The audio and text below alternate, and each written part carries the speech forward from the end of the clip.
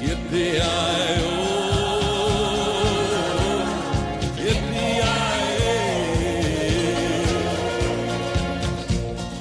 Ghost riders in the sky. Hello and welcome to the C List. I am Aaron. And I'm Josh. And today we're doing our 9th review, this time of Mega Shark vs Giant Octopus. Let me begin by saying I apologise for the lighting. We had a problem with the light, and this is the best we could do on short notice. It does look a little bit like some sort of cheesy 70s horror film, but We didn't really mean it to be like this. yeah, we apologise. Back Back to the film though.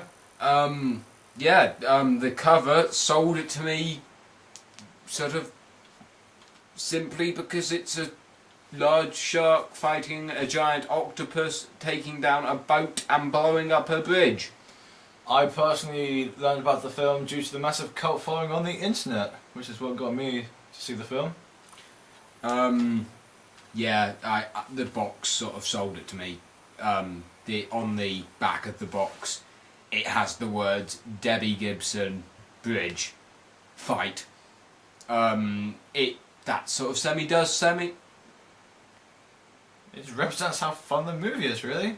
Yeah, I'm lost for words with how much I actually enjoyed the film. It's really enjoyable, even though it has despicable dialogue and Reuses the same bits of footage repeatedly. yep, the same CGI scenes are used copious times, sometimes even during the same fight.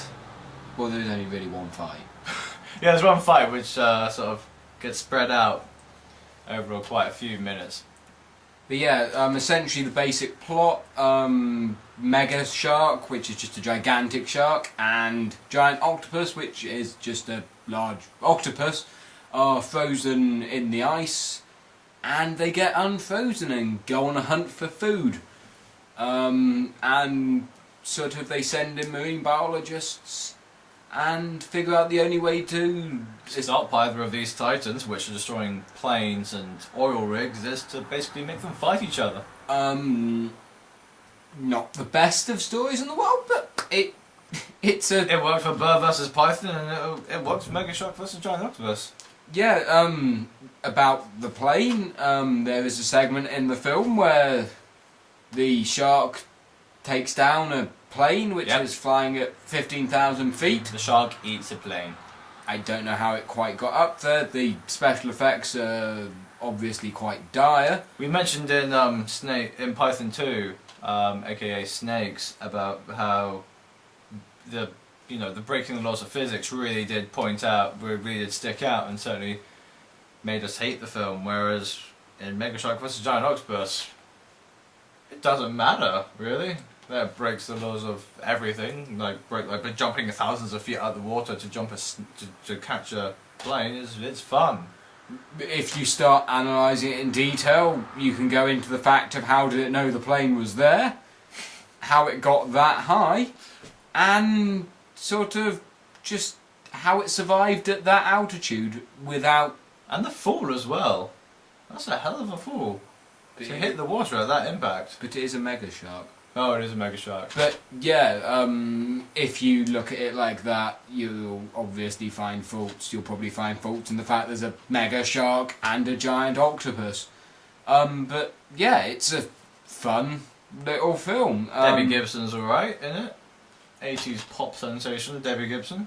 She does the job. Yeah. You've got... There's an Asian guy who I thought was pretty good. The scientist. Yeah, essentially the film travels around the world. By travelling around the world, I mean they just film in the same location that they film all the scenes in, but just put different people in it.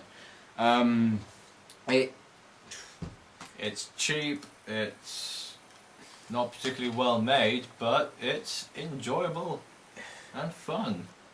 Yeah, it's really cheap nowadays. You can pick it up probably really for really good money.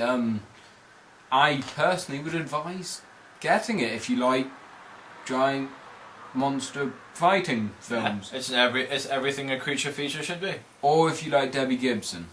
Or that. Or just the general idea of a snake taking down a plane. Shark. We've been doing too many snake reviews. I've got snakes on the brain. Yeah. But yeah, well worth a watch. We highly recommend it. Yep.